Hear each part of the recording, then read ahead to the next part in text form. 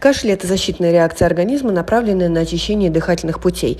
Человек делает глубокий вдох, потом мышцы грудной клетки и брюшные мышцы сокращаются, и происходит мощный выдох с сокращением мышц гортани, закрывающими голосовую щель.